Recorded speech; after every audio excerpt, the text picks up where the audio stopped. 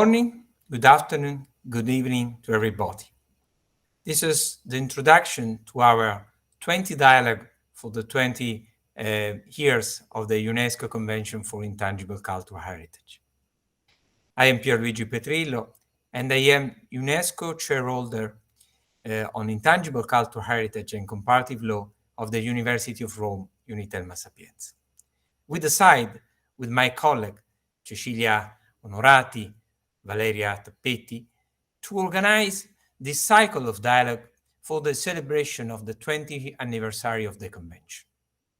The Convention, the UNESCO Convention for Intangible Cultural Heritage, has played an important role to promote and to safeguard intangible cultural heritage. But what is intangible cultural heritage? If we read the Convention, we noted at Article 2 a very wide definition of intangible cultural heritage. Tradition, practice, social practice, rituals, know-how, relationship between nature and ecosystem. But the Convention didn't give a clear definition of intangible cultural heritage because it's very impossible to give it. During this 20 dialogue, we tried to explain the definition provided by 20 different countries of intangible cultural heritage. The aim of this cycle was several. The first aim is try to understand how different countries implement the UNESCO Convention. Second aim was to better understand the meanings of intangible cultural heritage adopted in different countries around the world, from Asia to South America, to Latin America, to Europe, to Africa, to Middle Eastern. And finally, another aim of this cycle is try to understand which was the impact, which was the effect of the UNESCO Convention, also on a legal point of view.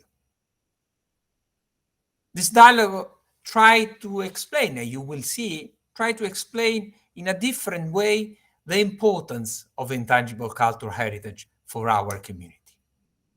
Intangible cultural heritage are related to our tradition.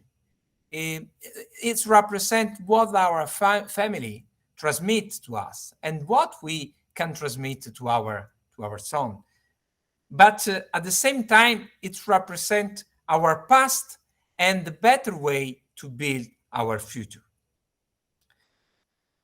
Our dialogue, this cycle of dialogue, so try to present in a different way the meanings and the meanings of intangible cultural heritage, the several meanings of the concept of intangible cultural heritage, and try to explain how different countries, different legal system try to safeguard this heritage, which was our conclusion.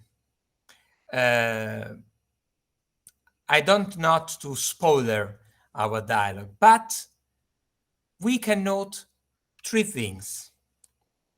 The Convention, firstly, has had a significant effect in improving the understanding on cultural heritage and of intangible cultural heritage. Secondly, the Convention has had increased communities' awareness of the importance of their intangible cultural heritage. Thirdly, the Convention has stimulated the elaboration of legislation with the approval of new laws on intangible cultural heritage. And for a lawyer, this is a very important issue. As you will know, several countries adopted specific law on intangible cultural heritage after the ratification of Intangible Cultural Heritage UNESCO Convention.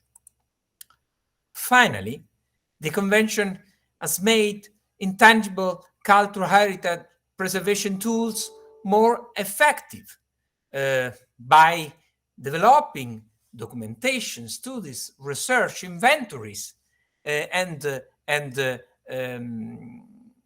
developing also new tools for the safeguarding of intangible cultural heritage, related new technologies. After 20 years, we can say that UNESCO Convention on Intangible Cultural Heritage has realized an excellent achievement. Now it's important to continue this implementation. Now it's important to consolidate the achievements of the UNESCO Convention and try to ensure that the Convention continues on its way for safeguarding our heritage. During this dialogue, we will try to explain all of these significant effects, and we try to explain how and in which way several countries decide to implement the UNESCO Convention. We try to do this. You will note that each dialogue is very different from the other, not only because our colleague involved in this dialogue has different experience, different background. We realize this dialogue with lawyers, with intangible cultural heritage experts, with anthropologists, so with different background, different language, different experience. But you also note that there are very important differences between the different approach of different countries. It's important for a lawyer to understand and to underline that, for example, in Asia, like in Latin America, intangible cultural heritage has a very strong legal instrument for safeguarding. In Europe, it's difficult to find this kind of instrument.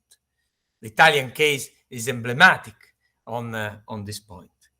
But at the same time, we have to stress the fact that after the approval of 2003 Convention, in Africa, in North Africa, was passed new law on intangible cultural heritage.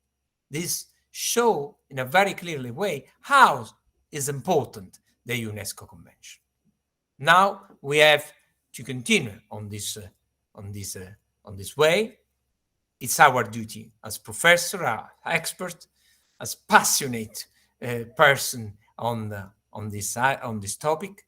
We have to do this, and I really hope that this 20 dialogue for 20 years of the UNESCO Convention can try to better explain what is intangible cultural heritage and why it's very important to protect it.